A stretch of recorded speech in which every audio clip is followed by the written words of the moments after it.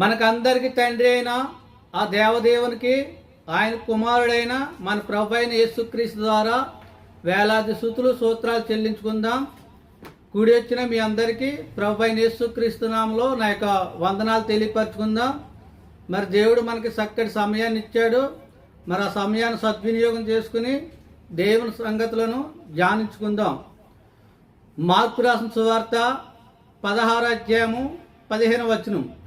మరియు మీరు సర్వలోకమునకు వెళ్ళి సర్వ సృష్టికి సువార్తను ప్రకటించుడి. చిన్న ప్రార్థన చేసుకుందాం. మహాపరిశుద్ధుడు, ప్రేమ నమ్మకం కలిగిన మా ప్రియ పరలోకపు తండ్రి, మీ ఘనమైన నామానికి వేలాది స్తుతులు స్తోత్రాలు చెల్లించుకుంటున్నాం ప్రభా. ఈ యొక్క మధ్యాహ్న సమయంలోనైనా నీ యొక్క పాద సన్నిధిలో కూడి ఉన్నాం ప్రభా. మాకు కావాల్సిన వర్తమానము నీ యొక్క పరిశుద్ధాత్మ ద్వారా మాకు వినిపించండి ప్రభా. వినగల చెవులు, గ్రహింపగల మనసు మాకు అందరికి దయచేయండి ప్రభా. చెప్పుచుండగానైనా సముచితమైన జ్ఞానాన్ని నాకు దయచేయండి ప్రభా. ఈ యొక్క ప్రార్థన మీ ప్రియకుమారుడైన మా ప్రభు అయిన యేసుక్రీస్తు నామంలో ప్రార్థించి అడిగి వేడుకుంటున్నాం తండ్రి, ఆమేన్. చదువుకున్న వాక్య భాగంలో మరియు మీరు సర్వలోకమునకెళ్ళి సర్వ సృష్టికి సువార్త ప్రకటించుడి. చదువుకున్న వాక్య భాగంలో 2 పదాలు కనపడుతున్నాయి. ఒకటి సర్వలోకము, 2 సర్వ సృష్టి. సర్వలోకం అంటే ఏంటి, సర్వ సృష్టి అంటే ఏంటి, మరి వీటికి సువార్త ఎందుకు చెప్పాలి అన్నది వాక్య జ్ఞానం చేసుకుందాం. ముందుగా సర్వలోకము అంటే ఏంటి? దేశం అంటే మట్టి కాదు, దేశం అంటే మనుషులు. అంటే సర్వలోకము మనుషులతో నిండి ఉన్నది. ఇప్పుడు సర్వ సృష్టి అంటే ఈ యొక్క పంచభూతములు, చెట్లు, పొట్లు, గుట్టలు, రాళ్ళు, ఇలాగా సమస్త జీవరాశుల్ని సర్వ సృష్టి. మరి ఇక్కడ మీరు సర్వలోకమునకు వెళ్ళి సర్వ సృష్టికి సువార్త ప్రకటించమంటున్నాడు. మరి సువార్త ఎవరికి అవసరము అన్నది వాక్యం తెలుసుకుందాం. మొట్టమొదటిగా దేవుడు నేల మట్టి నుండి తీసి ఆదామును నిర్మించాడు. ఆదామును నిర్మించి ఆయన నాసిక రంధ్రములో జీవవాయువుగా నరుడు జీవాత్మయను. ఆదాము నుండి స్త్రీని పుట్టించాడు, స్త్రీని కలగజేశాడు, ఆమెకి అవ్వ అని పేరు పెట్టబడింది. వీరిరువురిని ఆశీర్వదించి ఏమని ఆశీర్వదించారు? మీరు ఫలించి విస్తరించి అభివృద్ధి పొంది భూమిని నిండించమన్నాడు. అలా దేవుడు మొట్టమొదటి మనిషిని ఆ రీతిగా ఆశీర్వదించాడు. ఆశీర్వదించి వారికి మరి ఏదైనా తోటలో పెట్టాడు. ఏదైనా తోటలో పెట్టినప్పుడు ఆ యొక్క సమస్త ఫలాలు తినమన్నాడు. ఆ ఏదైనా తోటలో ఏ వృక్ష ఫలాలనైనా మీరు తినమన్నాడు. కానీ ఆ యొక్క తోట మధ్యలో జీవవృక్ష ఫలాలు మాత్రం తినొద్దన్నాడు. కానీ ఈ యొక్క మొదటి మానవులు ఆజ్ఞ అతిక్రమించి పాపం చేశారు.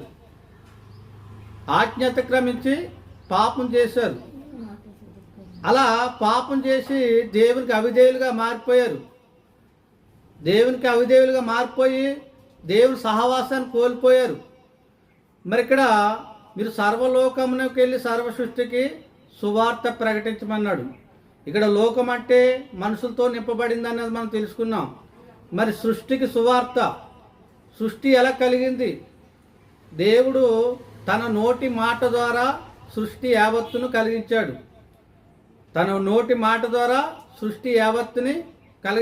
ఆ మాట ఎక్కడ రాయబడి చూద్దాం, చూడండి. ఏప్రిల్ రాసిన పత్రిక 11వ అధ్యాయము 3వ వచనం. ఏప్రిల్ రాసిన పత్రిక 11వ అధ్యాయం 3వ వచనం. ప్రపంచములో దేవుని వాక్యము వలన నిర్మాణమైనవి, అందును బట్టి దృశ్యమైనవి కనబడెను, పదార్థములచే నిర్మింపబడలేదని విశ్వాసము చేత గ్రహించుకొనుచున్నాము. ఇక్కడ ప్రపంచములు దేవుని మాట వలన కలిగినవి. ప్రపంచములు దేవుని వాక్యము వలన నిర్మాణమైనవి. వాక్యం అంటే దేవుని యొక్క మాట.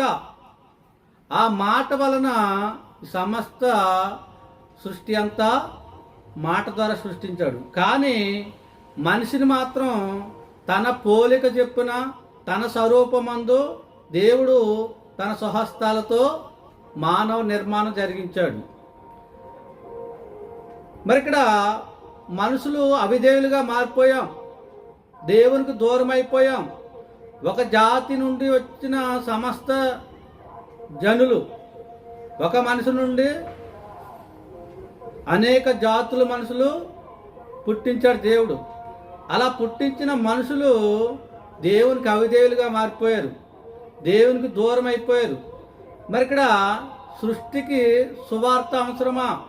ఇక్కడ సర్వలోకానికి వెళ్ళి సర్వ సృష్టికి సువార్త చెప్పమన్నాడంటే, మరి సర్వలోకంలో మనం ఉన్నాం, దేవుని పిల్లలమైన మనం ఉన్నాం, మనం ఆయన పోలిక చొప్పున పుట్టాం, ఆయన స్వరూపమందు కలగజేశాడు మనల్ని. అలా కలగజేసిన దేవుడు మరి నిత్య జీవాన్ని ఇస్తానన్నాడు, పరలోకాన్ని ఇస్తానన్నాడు. మనం ఆయన వారసులం, ఆయన పిల్లలము. కానీ మన అవిధేయతను బట్టి ఆయన సన్నిధిని కోల్పోయాం.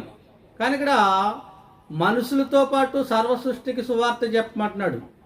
సృష్టి మనం ఆలోచించినట్లయితే సృష్టి దేవునికి విధేయత కలిగి జీవిస్తున్నట్లుగా మనం చూస్తున్నాం. సృష్టి ఎక్కడ దేవునికి అవిధేయుగా మారలేదు. దేవుడు ఏదైతే మొదట్లో దానికి ఆజ్ఞాపించాడో ఆ ఆజ్ఞ ప్రకారంగా సృష్టి యావత్తు దేవునికి లోబడి పనిచేస్తున్నాయి. మరి సృష్టి వాక్యం వినగలదా? సృష్టి మాట్లాడగలదా? ఒకవేళ వాక్యం వింటే ఏంటి, మాట్లాడితే ఏంటి? ఇప్పుడు సృష్టి గురించి మనం ఆలోచించినట్లయితే సృష్టి ఎక్కడైనా మాట్లాడినట్టుగా మనం గమనిద్దాం. బైబిల్ అనేక సంగతులు సృష్టి విషయంలో రాయబడింది. మరి ఉదాహరణకి యోనాను తీసుకున్నట్లయితే యోన మరి తిమింగలం చేప మింగేసింది, అది దేవుడు ఆజ్ఞాపించాడు. ఎప్పుడైతే దేవుడు ఆజ్ఞాపించాడో మరి వెంటనే తిమింగలం అక్కడ వచ్చింది. అక్కడ జరిగిన సందర్భం ఏంటంటే యోనాని నినివే పట్టణానికి వెళ్ళమంటే ఆయన మరొక పట్టణానికి వెళ్ళాడు. అది దేవునికి వ్యతిరేకమైనది. అందుని బట్టి ఆ యొక్క సముద్రం మీద తుఫానుని సృష్టించాడు. ఆ తుఫానికి గల కారణం ఎవరంటే యోన. ఈ యోన తప్పిదం వలన తుఫాను ఏర్పడ్డది. అది తెలుసుకున్న యోన నేనే తప్పు చేశాను, నన్ను సముద్రంలో పడేయమని అక్కడున్న సమకాలీన వారితో చెప్పాడు. వారు సముద్రంలో పడేసినప్పుడు మరి వాతావరణం అంతా నిమ్మళమాయను. కానీ ఇక్కడ యోనాని తిమింగలం మింగేసింది. ఇక్కడ అది ఎవరు చెప్పారు తిమింగలం మింగమని? దేవుడు ఆజ్ఞాపించాడు. అంటే దేవుని మాటకి చేపలు వింటున్నాయి మాట, దేవుని మాట చేపలు ఆలకిస్తున్నాయి. మరొక సందర్భంలో ఏంటంటే యేసుక్రీస్తు శిశువులు 3 దినాల నుంచి చేపలు వేటేశారు. ఆ చేపల వేటలో ఎక్కడి వరకు చేపలు దొరకలేదు. కానీ యేసుక్రీస్తు ఇదిగో కుడి పక్కన ఏమన్నాడు వల. ఎప్పుడైతే యేసు ప్రభువారు మాట అన్నాడో వెంటనే ఆ చేపలు ఆ యొక్క యేసుక్రీస్తు మాట విని ఎక్కడో ఉండే చేపలు మరి త్వరగా వచ్చేసి ఆ వల వేసిన వలలో చిక్కుకున్నాయి. అంటే సృష్టిలో చేపలు దేవుని మాటలోకి విధేయత చూపించింది, దేవుని మాటలు వింటున్నాయి. అలాగే సృష్టిలో మరి చాలా మనం చూసుకున్నట్లయితే మరొక విషయాన్ని మనం కూడా గమనిద్దాం. చూడండి, ఒక వాక్యం చదువుకుంటా చూడండి. యెషయా గ్రంథము 1వ అధ్యాయము 2వ వచనం. యెషయా గ్రంథం 1వ అధ్యాయం 2వ వచనం. ఆకాశమా యెహోవా మాట్లాడుచున్నాడు, ఆకాశమా ఆలకించుము, భూమి చెవియొగ్గుము. నేను పిల్లలు పెంచి గొప్పవారి చేసి వారు నా మీదే తిరగబడి ఉన్నారు. ఇక్కడ ఆకాశం ఆలకించమంటున్నాడు, భూమి చెవి ఎక్కుమంటున్నాడు. మరి ఆకాశం ఆలకిస్తుందా? మరి భూమి చెవి ఎక్కుతుందా? వీటి వింటాయా? ఇవి మాట్లాడతాయా? వీటికి ఆ యొక్క శక్తి ఉన్నదా అని మనం ఆలోచించినట్లయితే మరి అనేక సందర్భాల్లో ఇవి బైబిల్లో విన్నట్టుగా రాయబడినవి. ఉదాహరణకి యెహోషువ కాలంలో మరి యుద్ధం జరిగేటప్పుడు దేవుడు మరి ప్రార్థన చేసినప్పుడు యెహోవా మరి ఆ సూర్యచంద్రులను ఆపాడు. సూర్యచంద్రులు దేవుని మాటకి విధేయత కలిగి ఉన్నాయి, అవి లోబడ్డాయి. అలా చాలా అనేక సందర్భాలు ఉన్నాయి. మరణం కూడా యేసుక్రీస్తు మాట విన్నది. లాజరు చనిపోయి 3 దినములు అయిపోయింది. 4వ దినాన్ని యేసుక్రీస్తు లాజరు పిలిచినప్పుడు లాజరు మరి యొక్క మరణం నుంచి బయటకు వచ్చాడు. అంటే ఇక్కడ మరణం కూడా దేవుని మాటకు లోబడుతున్నాయి. అలాగే రోగాలు కూడా దేవుని మాటకు లోబడుతున్నాయి. అలాగే సృష్టిలో కాకి కూడా దేవుని మాట వింటుంది. ఏలియాకు కాకి ద్వారానే మరి ఆహారం పంపించాడు. అంటే కాకి కూడా మన మాట వినగలదు. అంటే సమస్త సృష్టిలో జీవం ఉన్నది. సమస్త సృష్టిలో ఆత్మలు ఉన్నాయి. అందుకే పంచభూతములు అంటారు. పంచభూతములు అంటే ఆత్మలు. గాలి, నీరు, అగ్ని, ఆకాశము, భూమి, ఇవి సేవకులైన ఆత్మలు. ఇవి మాట వినగలవు, సమాధానం చెప్పగలవు, లోబడతాయి. అలా మనం ఆలోచించినట్లయితే సర్వ సృష్టి కూడా దేవునికి లోబడుతున్నాయి. మరి ఇలా లోబడినప్పుడు మరి సర్వ సృష్టికి ఏమన్నా పరలోకం ఇస్తానని చెప్పాడు అట్లకి. మరి సృష్టి ఎక్కడన్నా పాపం చేసిందా? సృష్టి ఎక్కడన్నా దేవునికి అవిధేయులుగా మారినయా? మారలేదు. పాపం చేసింది నీవు నేను. అలాంటప్పుడు మారవలసింది మనమే. మనకే పాప క్షమాపణ, మనకే మారు మనసు, మనకే పరలోకము. కానీ యావత్తు సృష్టికి ఎక్కడ పరలోకం ఇస్తానని దేవుడు చెప్పలే. వాటిలో కూడా జీవం ఉన్నది, వాటిలో కూడా ఆత్మ ఉన్నది. అవి మనకి సేవ చేయడానికి దేవుడు నియమించాడు. అవి మనకు లోబడుతున్నాయి. కానీ మనమే దేవునికి అవిధేయులుగా మారిపోయాం. ఇలాగా అనేక సందర్భాల్లో మరి సృష్టి దేవుడు మాటలు విన్నట్టుగా మనం చూస్తున్నాం. అలాగే మరి మోషేను కూడా చూసుకున్నట్లయితే మరి మోషే ప్రార్థించగా సముద్రం 2 పాయలుగా విడిపోయింది. అంటే సముద్రం కూడా లోబడుతుంది. సముద్రానికి కూడా ఇనికిడి స్వభావం ఉన్నది. అది కూడా దేవునికి విధేయత కలిగి జీవిస్తున్నది. అలాగా మరొక విషయంలో చూసుకుంటే నీరు కూడా రక్తవర్ణంగా మార్చాడు మోషే. నీరు కూడా దేవుని మాట వినగలుగుతున్నది. ఇలాగ ఎన్నో విషయాలు మనం చూసుకున్నట్లయితే మరి పక్షులు కానీ, జంతువులు కానీ, మృగాలు కానీ, దానియేలు కూడా మనం ఆలోచించినట్లయితే సింహాల నోరు మోయించాడు దానియేలు. ఖడ్గ మృగాలు, క్రూర మృగాలు కూడా దేవుని మాటకి లోబడుతున్నాయి. మరి అలాగా ఆలోచించినట్లయితే సమస్త సృష్టి దేవునికి లోబడి జీవిస్తున్నప్పుడు మరి వాటికి సువార్త దేనికి? అవి ఏమైనా పాపం చేసినాయా? అవి ఏమైనా మార్మని పొందవలసిన అవసరం ఏమైనా ఉందా సృష్టికి? పోనీ వాటికి ఏమైనా పరలోకం ఇస్తానన్నాడా? కాదే. మరి ఎందుకు మీరు సర్వలోకానికి వెళ్ళి సర్వ సృష్టికి సువార్త చెప్పమన్నాడు అన్నది మన బైబిల్ నుంచి కొన్ని వాక్యాలు చదువుకుందాం. చూడండి, కొలసీలు రాసిన పత్రిక 1వ అధ్యాయము 23వ వచనం. భూమి మీద పునాది మీద కట్టబడిన వారై స్థిరముగా ఉండి మీరు విననట్టు ఆకాశం క్రింద ఉన్న సమస్త సృష్టికి ప్రకటింపబడినట్టు ఈ సువార్త వలన కలుగు నిరీక్షణ నుండి తొలగిపోక విశ్వాసమందు నిలిచిందిన ఎడల ఇది మీకు కలుగును. పౌలు, నేను ఈ సువార్తకు పరిచారకుడైతిని. ఇక్కడ సువార్త ప్రకటింపబడుతున్నది.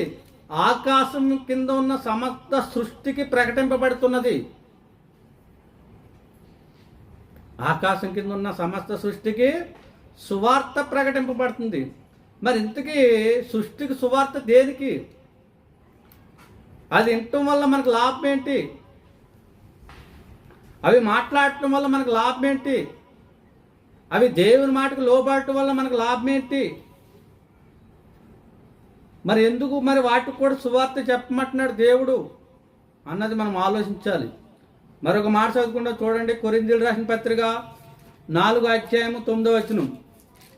మరణదండ విధింపబడిన వారమైనట్టు దేవుడు అపోస్తులమైన మమ్మును అందరికంటే కడపట ఇచ్చి ఉన్నాడు. నాకు తోచుతున్నది. మేము లోకమునకును దేవదూతలకును మనుషులకును వేడుకగా ఉన్నాము. ఇక్కడ ఏంటంటే సువార్త చెప్పడానికి అపోస్తుడైన పౌలు ఎలా ఉన్నారంటే లోకానికి దేవదూతలకి మనుషులకు వేడుకగా ఉన్నాము. అంటే మేము జవాబుదారీగా ఉన్నాము. మాకు బాధ్యత ఉన్నది వాటి పట్ల. మేము వాటికి సువార్త ప్రకటించాలి. దేవదూతలకు మేము తీర్పు చెప్పేవారుగా ఉన్నాము. దేవుడు మనకంత ఆధిక్యత ఇచ్చాడు. దేవదూతలకు కూడా మనం తీర్పు చెప్పేవారుగా దేవుడు అంత ఉన్నతమైన స్థానంలో మనల్ని పెట్టాడు. కాబట్టే వాటికి మనం వేడుకగా ఉన్నాం. మనుషులకు కానీ లోకానికి కానీ దేవదూతలకు కానీ వీటికి వేడుకగా ఉన్నాము, జవాబుదారీగా ఉన్నాము. మనం ఈ లోకాన్ని వెలుగునిచ్చేవారము. ఈ లోకానికి మనం వెలుగై ఉన్నాము. ఈ లోకానికి మనం ఉప్పై ఉన్నాము. ఈ లోకానికి మనం తీర్పు చెప్పేవారుగా ఉన్నాము. దేవుడు మనకు అంత ఆధిక్యత ఇచ్చాడు.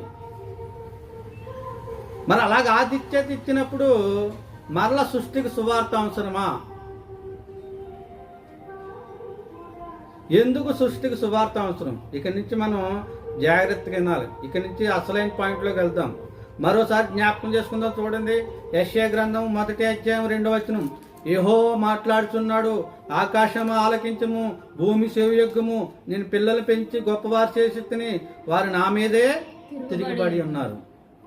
దేవుడికి మన పట్ల ఆవేదన వచ్చింది. దేవుడికి మన పట్ల బాధ కలిగినది. ఆ బాధను ఎవరితో చెప్పుకుంటున్నాడు? ఆకాశానికి చెప్పుకుంటున్నాడు, భూమికి చెప్పుకుంటున్నాడు. వాటి చెప్పుకోవాల్సిన అవసరత ఏమొచ్చింది? ఇప్పుడు నాకు ఏదైనా కష్టం వచ్చిందనుకోండి, ఏదైనా బాధ వచ్చిందనుకోండి, ఏదైనా శ్రమ వచ్చిందనుకోండి, నేను రోడ్డు మీదకి వెళ్ళిపోయి ఆకాశం వైపు చూసి ఆకాశం ఆలకించుము అని నాకు కలిగిన శ్రమను బట్టి, నాకున్న బాధను బట్టి అలాగే ఆకాశం వైపు చూసి మాట్లాడితే చూసిన జనాలు ఏమనుకుంటారు? వీడికి ఏదో పిచ్చి పట్టింది, వీడికి ఏదో దెయ్యం పట్టింది, వీడికి ఏదో మెంటలు వచ్చింది అని అనుకుంటారు. అంటే మరి ఇప్పుడు దేవుడు కూడా అలాగ అనుకోవాలా? మరి ఎందుకంటే దేవుడు ఆకాశంతో మాట్లాడుతున్నాడు, భూమితో మాట్లాడుతున్నాడు. ఎందుకు మాట్లాడుతున్నాడు? ఎందుకు మరి అవి వింటున్నాయి? అలా వినటం వలన ఏంటి ప్రయోజనం అన్నది ఇక ముందు ముందు మనం తెలుసుకుందాం. మరొక మాట చదువుకుందాం. చూడండి, ద్వితీయోపదేశకాండము 32వ అధ్యాయము 1వ వచనం. ఆకాశ మండలమా చెవియొగ్గుము, నేను నా మాటలాడుదును, భూమండలమా నా నోటి మాట వినుము. ఆకాశ మండలానికి చెప్తున్నాడు నువ్వు చెవియొగ్గు, భూమండలానికి చెప్తున్నాడు నువ్వు నోటి మాట వినుము. వీటికెందుకు దేవుని మాటలు? వీటికెందుకు దేవుని మాటలు? తప్పు చేసింది మనము, అవిధేయులుగా మారిపోయింది మనము. దేవుని మాట మనకు కావాలి తప్ప వాటికెందుకు?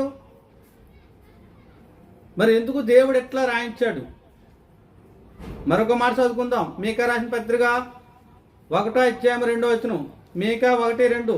సకల జనులారా ఆలకించుడి, భూమి నీవును నీలో ఉన్న సమస్తమును చెవియొగ్గుము. ప్రభువు యెహోవా మీ మీద సాక్ష్యం పలకపోచున్నాడు. పరిశుద్ధ ఆలయంలో నుండి ప్రభు మీ మీద సాక్ష్యం పలకబోచున్నాడు. ఇక్కడ ఒక పాయింట్ దొరికింది. ఇక్కడ ఒక వండర్ఫుల్ పాయింట్ దొరికింది. ఇంతవరకు సృష్టికి సువార్త ఎందుకు అన్నది ఇక్కడ ఒక పాయింట్ దొరికింది. ఏంటి ఆ పాయింట్? మీ మీద సాక్ష్యముగా పలకబోచున్నాడు. ఎవరి మీద సాక్ష్యం? సృష్టి ఎవరి మీద సాక్ష్యం చెప్తుంది? ఎవరికి సాక్షులుగా ఉన్నాయి సృష్టి అన్నది మనం ఆలోచించుకోవాలి. మరొక మాట చదువుకుందాం. మీకా గ్రంథము 6:1.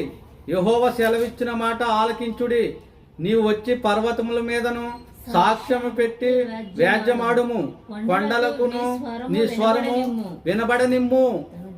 బా, ఎంత వండర్ఫుల్ మాట! పర్వతములను సాక్ష్యముగా పెట్టాడు మన మీద. ఇప్పుడు అర్థమవుతుందా? కొద్దిగా సర్వ సృష్టికి సువార్త ఎందుకు అన్నది ఇప్పుడు అర్థమవుతుందా? ఇక్కడి నుంచి మీకు పూర్తిగా అర్థమవుతుంది. చూడండి, మరొక మాట చదువుకుందాం. అదే మీకా గ్రంథము 6:2 కూడా ఒక మాట రాయించాడు. తన జనుల మీద తన జనుల మీద యెహోవాకు యెహోవాకు వ్యాజ్యము కలదు. ఆయన ఇశ్రాయేలుల మీద వ్యాజ్యమాడుచున్నాడు. నిశ్చలములై భూమికి పునాదులుగా ఉన్న పర్వతములారా యెహోవా ఆడు వ్యాజ్యము ఆలకించుడి. సూపర్ మాట. పర్వతములారా యెహోవా ఆడు వ్యాజ్యముని ఆలకించుడి. ఎందుకు అవి ఆలకించాలి? ఎందుకు దేవుని స్వరం అవి వినాలి? ఏమి చేస్తాయి అవి? ఒకసారి ఆలోచించండి. చాలా విచిత్రం అనిపిస్తుంది. సమస్త సృష్టి కూడా దేవుని మాటకు లోబడుతున్నాయంట. దేవుని మాటలు వింటాయంట. అవి లోబడతాయంట. మరొక మాట చదువుకుందాం చూడండి. రోమిల్ రాసిన పత్రిక 8:19. రోమిల్ రాసిన పత్రిక 8:19. దేవుని కుమారుల ప్రత్యక్షత కొరకు సృష్టి మిగిలిన ఆశతో చేరు చూసుతూ కనిపెట్టుచున్నది. సృష్టి యావత్తు ఇదివరకు ఏకగ్రీవంగా మూలుగుచు ప్రసవ వేదన పడుచున్నదని వెరుగుదుము. అబ్బా, ఇంత వండర్ఫుల్ మాట. దేవుని కుమారులంట ప్రత్యక్షత కొరకు, అంటే రెండో రాకడలా దేవుని ఎదుట మన ప్రత్యక్షత కొరకు సృష్టి మిగిలిన ఆశతో తేరి చూసుతూ కనిపెడుతుంది. ఎందుకు సృష్టికి అంత ఇంట్రెస్ట్? మన పట్ల ఎందుకు దానికి అంత బాధ్యత? అది మనల్ని మోయలేకపోతుంది. అది మనలను మోయలేకపోతుంది. మనం అవిధేయులుగా మారిపోయాము, కూరులుగా మారిపోయాము. ఒకరినొకరు చంపుకుంటున్నాం, ఒకరినొకరు నరుక్కుంటున్నాం, ఒకరినొకరు మోసం చేసుకుంటున్నాం, అబద్ధ సాక్ష్యాలు పలుకుతున్నాం, దొంగతనాలు ఎక్కువైపోయినాయి, వ్యభిచారాలు ఎక్కువైపోయినాయి, నేరాలు ఎక్కువైపోయినాయి, ఘోరాలు ఎక్కువైపోయినాయి. ఇదంతా సృష్టి చూసి వేదన పడుతుంది, ప్రసవ వేదన పడుతుంది, ఏకగ్రీవంగా మూలుగుతున్నది. ఓ దేవుడాన్ని కుమారుని తొందరగా పంపించి మాకు ఈ ప్రజల నుంచి మాకు విముక్తి కలిగించని సృష్టి మన నిమిత్తము ప్రసవ వేదన పడుతుందండి. చూసారా, మనం చేసే అవిధేయతను బట్టి సృష్టి కూడా బాధపడుతుంది. దీన్ని బట్టి మనం ఎంత మంచివారమన్నది సృష్టి కూడా సాక్ష్యం చెప్తున్నది. మరొక మాట చదువుతాను చూడండి. ద్వితీయోపదేశకాండము 4:26. ద్వితీయోపదేశకాండము, మీరు ఈ యోర్దానును దాటి స్వాధీనపరచుకొనబోవు దేశంలో ఉండకుండా త్వరలోనే బొత్తిగా నశించిపోదురని భూమి ఆకాశములను మీ మీద సాక్షులుగా ఉంచుచున్నాను. చాలు. భూమి ఆకాశములంట మన మీద ఎలా ఉంచుతున్నాడంట? సాక్షులుగా ఉంచుతున్నాడంట. అదేంటి, మన మీద ఎందుకు సాక్షులు ఉంచడం? సాక్షులుగా ఉంటే మనకి ఏంటి? దానివల్ల వచ్చే లాభం ఏంటి? దానివల్ల వచ్చే కీడు ఏంటి అన్నది ముందు మనం తెలుసుకుందాం. చూడండి, మరొక మాట చదువుకుందాం. అదే ద్వితీయోపదేశకాండము 31:28. అదే ద్వితీయోపదేశకాండము 31:28. నేను చనిపోయిన తర్వాత మరి నిశ్చయముగా తిరుగుబాటు చేయుదురు కదా. మీ గోత్రముల పెద్దలనందరినీ మీ నాయకులను నా యొద్దకు పోగు చేయుడి. ఆకాశమును భూమిని వారి మీద సాక్షులుగా పెట్టి నేను ఈ మాటలను వారి వినికిడిలో చెప్పేదను. చూడండి, ఇప్పుడు ఎక్కడ మాట అక్కడ సువార్త సభలు పెట్టి సువార్త ప్రకటింపబడుతుంది. ఆ సువార్త ప్రకటింపబడే కార్యక్రమంలో ఆ యొక్క గోత్ర జనులు, ఆ యొక్క ఊరి పెద్దలు, ఆ యొక్క ఊరి నాయకులు ప్రజలందరూ ఆ సువార్త సభకు వస్తారు. ఆ వచ్చినప్పుడు దేవుని మాటలు వినబడతాయి. అక్కడ ఆ దేవుని మాటలు ఏమని చెప్తాయి? మీరు పాపం చేయొద్దు, మీరు పరిశుద్ధంగా జీవించండి, నీతిమంతులుగా జీవించండి, దేవునికి లోబడండి, ఎదుటి వారికి కీడు చేయొద్దు అని సువార్త ద్వారా చెప్పబడుతుంది. అలా చెప్పబడిన సువార్తకి మీ యొక్క గోత్ర పెద్దలను, మీ యొక్క నాయకులను పోగు చేసి ఆకాశం క్రింద వారి మీద సాక్ష్యముగా పెట్టుతున్నాను. చూసారు ఎంత గొప్ప మాట. రేపొద్దున ఆకాశం కూడా మన మీద సాక్ష్యంగా పలకపోతున్నది. వాటి వినికుడు ఉన్నది, అవి కూడా మాట్లాడతాయి. మరొక మాట చదువుకుందాం. యెహోషువ 24వ అధ్యాయము 27వ వచనం. జనులందరితో ఇట్లా నేను ఆలోచించుడి, యెహో మనతో చెప్పిన మాటలన్నీ ఈ రాత్రికి వినబడిను గనుక అది మన మీద సాక్షిగా ఉండును. మీరు మీ దేవుని మాటను విసర్జించిన ఎడల అది మీ మీద సాక్షిగా ఉంటది. మనతో పాటు రాళ్ళు కూడా దేవుని మాటలు ఆలకిస్తున్నాయి. ఎందుకు ఆలకిస్తున్నాయి అనుకుంటున్నారు? అవి మన మీద సాక్షిగా ఉంటాయి. మనకు ఒక టైం మరణ దినం వస్తుంది. తీర్పు దినమున ఆయన ఎదుట నిలబడాలి మనం. అయ్యో ప్రభా, నాకు నేనేం పాపం చేయలేదు, నాకు నీ విషయం తెలదు, నీ గురించి నాకు ఎవరు చెప్పలేదు, నేను ఈ విధంగా జీవించాలి, ఈ విధంగా నడుచుకోవాలని నాకు చెప్పిన వారు ఎవరు లేరని అక్కడ నువ్వు అబద్ధం ఆడవచ్చాము. అప్పుడు వెంటనే ఈ రాత్రి ఈ రాళ్ళు కానీ, పర్వతాలు కానీ, గుట్టలు కానీ ఇవన్నీ వచ్చి అవి నీకు సాక్ష్యంగా చెప్తాయి. అప్పుడు నువ్వు ఎలా తప్పించుకోగలవు? మరొక మాట చదువుకుందామా. లోకరాజు సువార్త 19:40. ఆయన వారిని చూసి మీరు ఊరుకుండని ఎడల ఈ రాళ్ళు కేకలు వేయనని మీతో చెప్పుచున్నాను. ఒకవేళ మీరు దేవుని మాటలు ప్రకటింపకపోయినా కూడా దేవుడు అవసరమైతే రాళ్లతో కూడా మాట్లాడించగలడు. చూడండి, బిలాముతో గాడితో మాట్లాడించాడు. దేవుడికి అసాధ్యమైనది ఏమీ లేదు. దేవుడు సమస్తం సాధ్యమే. దేనితో అయినా మాట్లాడించగలడు. చూడండి, ఒక గాడిది బిలాముతో మాట్లాడించాడు. రేపొద్దున బిలాముకి గాడిదే సాక్ష్యం చెప్తుంది. అందుకే సృష్టికి సువార్త అవసరం అంటున్నాడు. నువ్వు ఊరుకుంటే రాళ్ళు మాట్లాడతాయి. నిజంగా రాళ్ళు మాట్లాడతాయా? సైంటిఫిక్గా కూడా మనం ప్రూవ్ చేయొచ్చు. ఎట్లా తెలుసా? ఇప్పుడు మనం వాడుతున్న మైకులు కానీ, టీవీలు కానీ, రేడియోలు కానీ, టేప్ రికార్డర్లు కానీ, సెల్ ఫోన్లే కానీ, సీసీ కెమెరాలు కానీ, ఇలా ఏ పరికరాలు కూడా మనం ఆల్రెడీ మాట్లాడింది రికార్డింగ్ అయి ఉంటుంది కదా. ఆ రికార్డింగ్ అంతా సేవ్ చేసేది ఒక రాయి నుంచి తీయబడిన షిప్పు. ఒక రాయి నుండి తీయబడిన మెటీరియల్తో ఈ యొక్క షిప్ తయారు చేస్తారు. అది స్టోరేజ్ చేస్తుంది. మరలా నీ మీద ఒక సమయంలో మీకు సాక్ష్యంగా అదే ఉంటుంది. చూడండి, నేడు దినాల్లో ఎక్కువ నేరాలు టెక్నాలజీ పట్టిస్తున్నాయి. మనుషులు ఎవరు సోతా లేదనుకుంటాం, ఎవరు లేరని అనుకుంటాం, కానీ సీసీ కెమెరాలు నిన్ను పసిగడతాయి. ఆ సీసీ కెమెరాలే నీ మీద సాక్ష్యం పలకపోతున్నాయి. దేవుడు అవునంటే అవును, కాదంటే కాదు. గమనించుకోవాలి మనం. రాళ్ళు కూడా మాట్లాడతాయి, అవి కూడా సాక్ష్యం పలకబోతున్నాయి. మరొక మాట చదువుకుందాం. యోబు గ్రంథము 31:38. నా భూమి నా మీద మొర్రపెట్టిన ఎడల దాని సాళ్ళు ఏకమై ఏడ్చిన ఏళ్ళ. సలువురాళ్ళు అంటాం కదా, నాపరాళ్ళని, పాలిష్ బండ్లని, ఇలా సలువురాళ్ళు అంటాం కదా. అవి ఏకమై ఏడుస్తాయంట.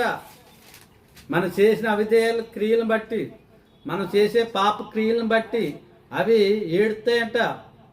దేవుడికి మొర్ర పెడతాయంట. దేవుడు మన మీద సాక్ష్యం చెప్తాయంట. అవి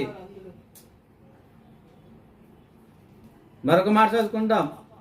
హబక్కూకు రాసిన పత్రిక 2:11. హబక్కూకు రాసిన పత్రిక 2:11 గోడలలోని రాళ్ళు మొర్రపెట్టుచున్నవి, దూలములు వాటికి ప్రత్యుత్తరమిచ్చుచున్నవి. చూసారా, గోడలలో అంటే రాళ్ళు మొర్రపెట్టుచున్నవంట, దూలములు ప్రత్యుత్తరమిచ్చుచున్నాయంట. ఈ గదిలో మన ఇద్దరమే ఉన్నాం, ఎవరు లేరు, మనల్ని ఎవరు చూస్తలేదు అని అనుకోవచ్చు. కానీ నా భర్త లేదని భార్య ఏమైనా తప్పుడు పనులు చేసినా, భార్య లేదని భర్త ఏమైనా తప్పుడు పనులు చేసినా, లేకపోతే తల్లిదండ్రులు లేరని పిల్లలు ఏమైనా తప్పుడు పనులు చేసినా, ఆ 4 గోడల మధ్యన ఏదైనా చేయలేని కార్యాలు ఏది చేసినా మనల్ని ఎవరు చూస్తా లేదులే, మనం ఎవరు దొరకంలే కదే అని నువ్వు అనుకోవచ్చు. కానీ ఆ గోడలు మాట్లాడతాయంట, గోడలకు చెవులు ఉంటాయి, దూలములు కూడా నీ మీద సాక్షిగా పెట్టాడు, అవి కూడా నీకు ప్రత్యుత్తరం ఇస్తాయి. మరొక మాట చదువుకుంటా, ఆదికాండము 4:10 అప్పుడు ఆయన, నీవు చేసిన పని ఏమిటి? నీ తమ్ముని రక్తము యొక్క స్వరము నేలలో నుండి నాకు మొర్రపెట్టుతున్నది. రక్తం కూడా మాట్లాడుతుందంట. ఎంత వండర్ఫుల్ మాట, రక్తం మాట్లాడుతుందా? ఇక్కడ కయ్యను ఏబేలు ఒక తల్లికి పుట్టిన బిడ్డలారు, ఒక తండ్రికి పుట్టిన బిడ్డల వారు, వాళ్ళ అన్నదమ్ములు. కానీ ఈ అర్పణలో తేడా వచ్చేసింది. కయ్యను పగబెట్టుకున్నాడు ఎబేలు మీద, పగబెట్టుకుని ఎబేలుని చంపేశాడు. నన్ను ఎవరు చూడలేదు అనుకున్నాడు, నా మీదకి ఎవరు సాక్ష్యం చెప్పలేరు అనుకున్నాడు. కానీ ఆ యొక్క తమ్ముడైతే చనిపోయాడు, కానీ ఆ యొక్క రక్తం మాత్రం భూమిలో నుండి దేవునికి మొర్రపెడుతున్నది. అప్పుడు దేవుడు వెంటనే అడిగాడు కయ్యన్ని, నీ తమ్ముడు ఎక్కడా? నా తమ్ముడికి నేను కావలి వాడినా అని సమాధానం ఇచ్చాడు.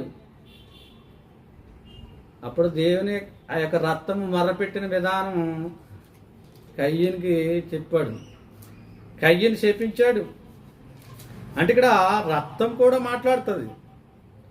అది ఈనాడు సైంటిఫిక్గా కూడా మనం ప్రూవ్ చేయొచ్చు. ఎట్లా తెలుసా? ఇప్పుడు మనకి ఏదైనా రోగం వచ్చిందనుకోండి, ఇప్పుడు మాటికి టెస్ట్లకు పంపిస్తున్నారు.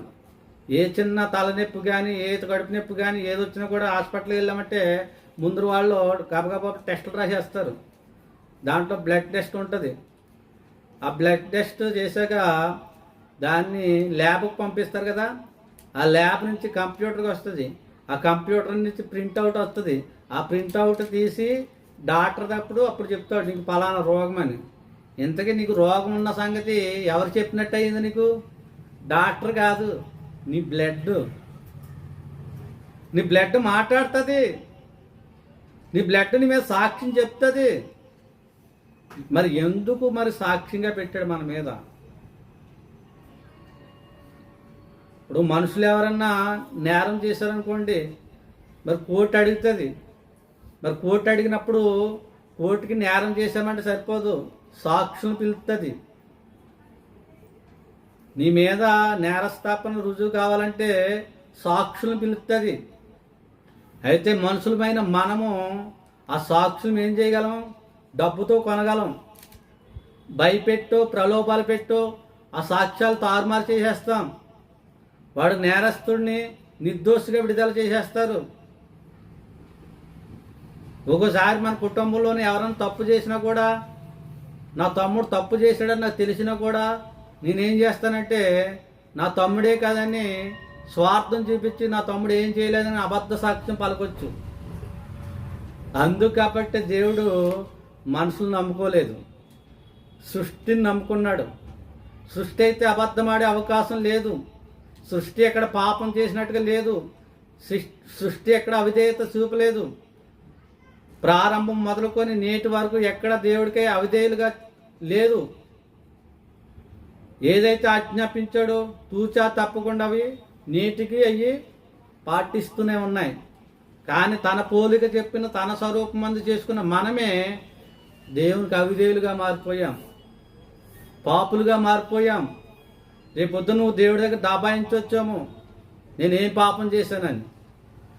అప్పుడు వెంటనే సృష్టిని పిలుస్తాడు. ఈ సృష్టి నుంచి నువ్వు తప్పించుకోగలవా? ఈ భూమి నుండి కానీ, ఆకాశం నుండి కానీ, నువ్వు సముద్రంలో నుండి కానీ, మరి మేఘాల్లో ఉండి కానీ ఎక్కడి నుంచైనా నువ్వు తప్పించుకోగలవా? నీ వల్ల కాదు. ఎందుకంటే వాటి మన మీద సాక్షులుగా పెట్టాడు. చూడండి, ఒక వండర్ఫుల్ మాట చదువుకుందాం. యాకోబు గ్రంథము 5:3. యాకోబు 5:3. మీ బంగారమును మీ వెండియు తుప్పు పట్టినవి, వాటి తుప్పు మీ మీద సాక్ష్యముగా ఉండి అగ్ని వలె మీ శరీరమును తినివేయును, అంచె దినముల యందు ధనము కూర్చుకుంటుంది. చూడండి, బంగారం వెండి అవి మన మీద సాక్ష్యం చెప్తాయంట. చూడండి, ఎంత బంగారం దొంగిలించబడుతుంది, ఎంత వెండి దొంగిలించబడుతుంది. కొంతమంది దొంగలు దొరకరు, తప్పించుకుంటారు. మరి అటువంటి వారిని పట్టించేది ఏది? బంగారం, వెండి. అవి కూడా మనల్ని మీద సాక్షులుగా పెట్టాడు. అదే ఎవరు లేరు, తలుపులు తీసున్నాయి, బీరువా తాళాలు తీసున్నాయి అని గబగబా నువ్వు వెళ్ళిపోయి ఆ వెండి కానీ ఆ బంగారం కానీ పట్టుకుపోయి మరి ఎవరు చూడలేదా కానీ నువ్వు అనుకున్నావు అనుకో, రేపొద్దున నీ యొక్క తీర్పు దినాన్ని ఆ యొక్క బంగారం కానీ, ఆ వెండి కానీ, ఆ తుప్పు కానీ ఏదైనా కూడా నీ మీద సాక్షిగా ఉంటాయి. ఎలా తప్పించుకోగలవు? నిజంగా ఈ మాటలు అంటే చాలా భయం అనిపిస్తుంది. తప్పు చేయాలంటే చాలా భయం, వణుకు. ఎందుకంటే మన మీద ఉన్న సాక్ష్యం మామూలు సాక్ష్యం కాదు. పంచభూతాలు మనకు సాక్ష్యంగా ఉన్నాయి. ఈవెన్ మనం పీల్చే గాలి కూడా మన మీద సాక్ష్యం చెప్తుందంట. మన తగిలే వేడి కూడా మన మీద సాక్ష్యం చెప్తుందంట. బాబా, ఎంత వండర్ఫుల్ మాటలు ఇవన్నీ. నిజంగా ఈ సబ్జెక్ట్ విన్నవాడు పాపం చేయాలంటే వణుకు రావాలి ఒంట్లో. మరొక మాట చదువుకున్నా చూడండి, యోబు గ్రంథము 16వ అధ్యాయము 8వ వచనం. యోబు గ్రంథము 16వ అధ్యాయము 8వ వచనం. నా దేహమంతయు నువ్వు పట్టుకొని ఉన్నావు, ఇది కూడా నా మీద సాక్ష్యముగానున్నది. క్షీణత ముఖాముఖిగా నాకు సాక్ష్యం ఇస్తున్నది. చివరిగా నీ దేహమే నీ మీద సాక్షిగా ఉన్నదంట. ఎంత వండర్ఫుల్ మాట. ఒకవేళ నువ్వు చనిపోయాక శరీరం మట్టికి, ఆత్మ మరి ఆయన చేసిన ఎద్దకు వెళ్ళినను వాక్యం ఉంది కదా. శరీరం ఒకవేళ మట్టిలో కలిసిపోయినా కూడా ఆ మట్టే సాక్ష్యం ఇస్తుంది. నీ శరీరంలో మట్టి ఉన్నది, నీ శరీరంలో వేడి అగ్ని ఉన్నది, నీ శరీరంలో ఆకాశం శూన్యం ఉన్నది, నీ శరీరంలో భూమి ఉన్నది, నీ శరీరంలో నీరు ఉన్నది. అవి నీ మీద సాక్షిగా ఉన్నాయి. ఇప్పుడు చెప్పండి, తప్పు చేసి తప్పించుకోగలమా? ఒకవేళ మనుషులు మాయ చేయొచ్చాము, భార్యని మోసం చేయొచ్చాము, భర్తని మోసం చేయొచ్చాము, పిల్లల తల్లిదండ్రులు మోసం చేయొచ్చాము, ఇరుగు పొరుగు వారు మోసం చేయొచ్చాము, స్నేహితులు మోసం చేయొచ్చాము. ఎవరు ఎన్ని మోసాలు చేసిన మనుషుల దగ్గర అయితే తప్పించుకోగలరు, కానీ దేవుని మాత్రం దగ్గర తప్పించుకోలేరు. ఎందుకంటే ఆయనకున్న సాక్ష్యం ఏంటనుకుంటున్నారు? పంచభూతాలు, ఈ సృష్టి యావత్తు ఆయనకి సాక్షిగల మన మీద సాక్ష్యంగా ఉన్నాయి. దేవుడే నియమించాడు. సేవకులైన ఆత్మలీలంతా హెబ్రీ గ్రంథంలో ఉంటుంది. ఆయన తన దూతలను వాయువులుగాను అగ్ని జ్వాలలుగాను చేసుకుని ఉన్నాడు. ఇవన్నీ దేవునికి సేవకులు. ఈ ఆత్మలన్నీ నీ మీద సాక్షిగా పెట్టాడు దేవుడు. గమనించుకోవాలి. చివరికి ఒక మాట చదువుకుందాం. ద్వితీయోపదేశకాండము 30వ అధ్యాయము 19వ వచనం. ద్వితీయోపదేశకాండము 30వ అధ్యాయము 19వ వచనం. నేడు జీవమును మరణమును ఆశీర్వాదమును శాపమును నేను మీ ఎదుట నుంచి భూమి ఆకాశములను మీ మీద సాక్షులుగా పిలుచుచున్నాడు. ఎంత వండర్ఫుల్ మాట అండి, ఎంత అద్భుతం ఈ మాట అసలే. నేడు జీవమును మరణమును ఆశీర్వాదమును శాపమును నీ ఎదుట విచ్చేశాడు, మన ఎదుట పెట్టాడు. మన స్వతంత్రులు చేశాడు. మన ఇష్టం, మనం ఏ దారిని పోతే ఆ దారే మనకి ప్రతిఫలాన్ని ఇస్తుంది. నువ్వు జీవ మార్గాన్ని అనుకుంటే పరలోకాన్ని సంపాదించుకుంటావు, దేవుని దగ్గరికి వెళ్తావు. మరణాన్ని ఎదుర్కొంటే నరకానికి పోతావు. ఆశీర్వాదాన్ని ఎన్నుకుంటే దేవుని యొద్ద ఎల్లప్పుడూ ఉంటావు. శాపాన్ని ఎన్నుకుంటే నరకపాత్రం అయిపోతాం. వీటికి భూమి ఆకాశములను సాక్షులుగా పిలుచుతున్నాడు. దీన్ని బట్టి చెప్పండి, ఇప్పుడు మీరు సర్వలోకానికి వెళ్ళి సర్వ సృష్టికి సువార్త. ఇప్పుడు అర్థమైందా? సృష్టికి సువార్త ఎందుకన్నది ఇప్పుడు అర్థమైందా? జాగ్రత్త. ఇక నుంచైనా మన బ్రతుకు మార్చుకోవాలి. ఇప్పుడు విన్న మాటలను బట్టి మన జీవితాలు మనం సరిచేసుకుని ఆయన నందు భయభక్తులు కలిగి ఆయన రాకడ వరకు యథార్థంగా నీతిమంతుడిగా విశ్వాసంగా కొనసాగినట్లయితే మనం ఆ యొక్క నిత్య జీవాన్ని పొందుకోగలం, ఆ యొక్క పరలోకాన్ని స్వతంత్రించుకోగలం. కాబట్టి విన్న మాటలను బట్టి మన జీవితాలు మనం సరి చేసుకుని ఆయన యందు భయభక్తుల్లో మరి జీవించాలని ప్రభుపేట కోరుచు ఈ మాటలు ముగిస్తున్నా. అందరికీ గాడ్ బ్లెస్ యూ.